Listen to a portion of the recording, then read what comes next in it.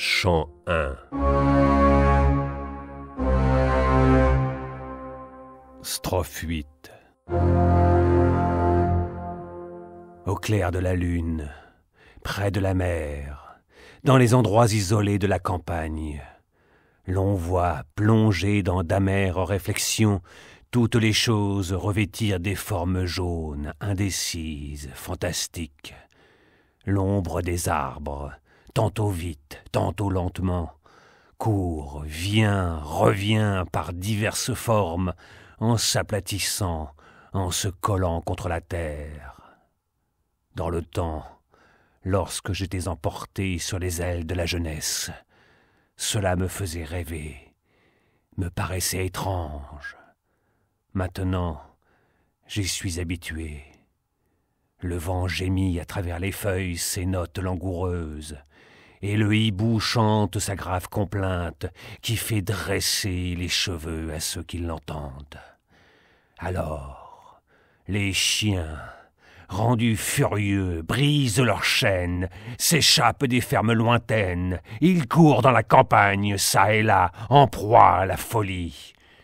Tout à coup, ils s'arrêtent, regardent de tous les côtés avec une inquiétude farouche, l'œil en feu, et de même que les éléphants avant de mourir, jettent dans le désert un dernier regard au ciel, élevant désespérément leurs trompes, laissant leurs oreilles inertes. De même les chiens laissent leurs oreilles inertes, élèvent la tête, gonflent le cou terrible, et se mettent à aboyer, tour à tour, soit comme un enfant qui crie de faim, soit comme un chat blessé au ventre au-dessus d'un toit, soit comme une femme qui va enfanter, soit comme un moribond atteint de la peste à l'hôpital, soit comme une jeune fille qui chante un air sublime contre les étoiles au nord, contre les étoiles à l'est, contre les étoiles au sud, contre les étoiles à l'ouest, contre la lune, contre les montagnes, semblable au loin à des roches géantes, gisantes dans l'obscurité, contre l'air froid qu'ils aspirent à plein poumon, qui rend l'intérieur de leurs narines rouge, brûlant, contre le silence de la nuit, contre les chouettes dont le vol oblique leur rase le museau, en portant un rat ou une grenouille dans le bec, nourriture vivante,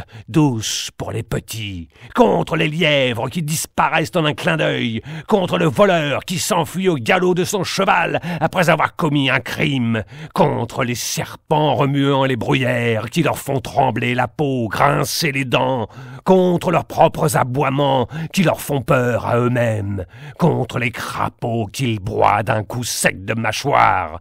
Pourquoi se sont-ils éloignés du marais ? Contre les arbres, dont les feuilles, mollement bercées, sont autant de mystères qu'ils ne comprennent pas, qu'ils veulent découvrir avec leurs yeux fixes, intelligents, contre les araignées suspendues entre leurs longues pattes, qui grimpent sur les arbres pour se sauver, contre les corbeaux qui n'ont pas trouvé de quoi manger pendant la journée et qui s'en reviennent au gîte l'aile fatiguée, contre les rivages du rocher, contre les feux qui paraissent au mât des navires invisibles, contre le bruit sourd des vagues, contre les grands poissons qui, nageant, montrent leur dos noir puis s'enfoncent dans l'abîme, et contre l'homme qui les rend esclaves.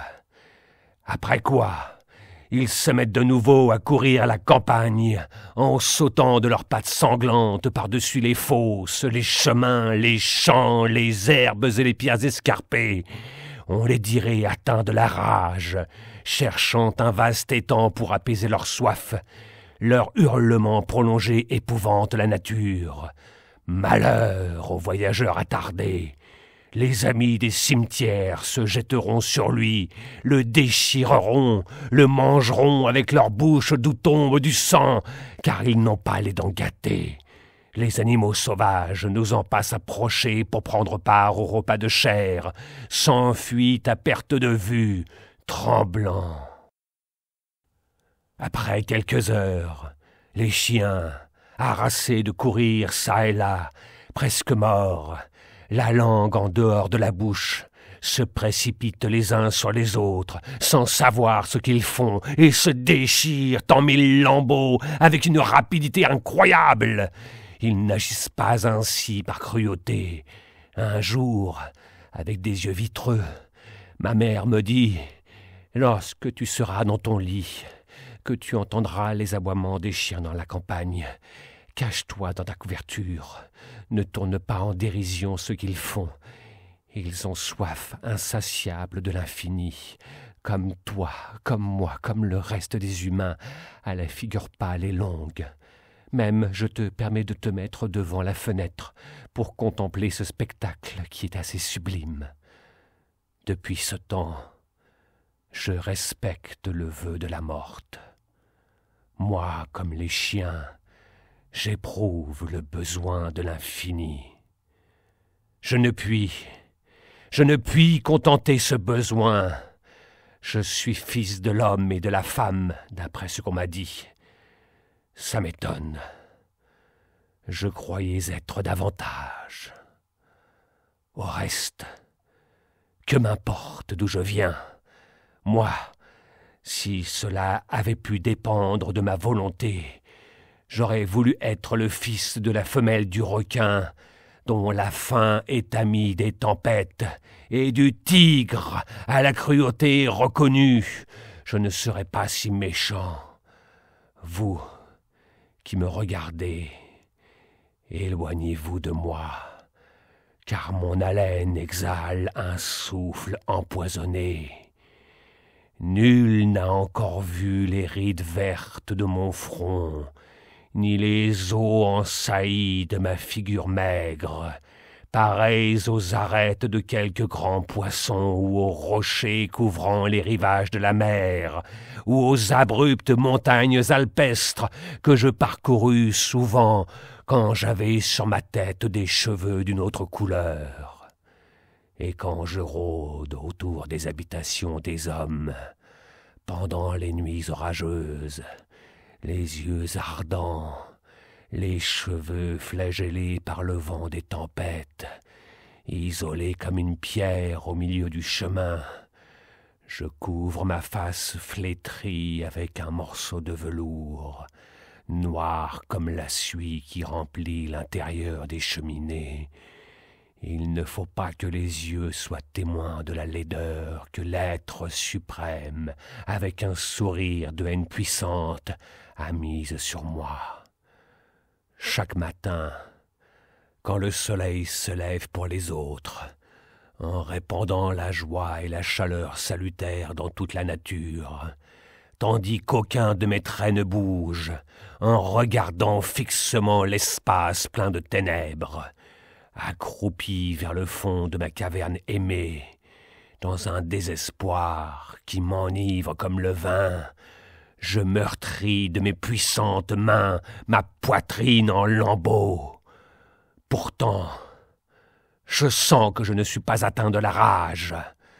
Pourtant, je sens que je ne suis pas le seul qui souffre.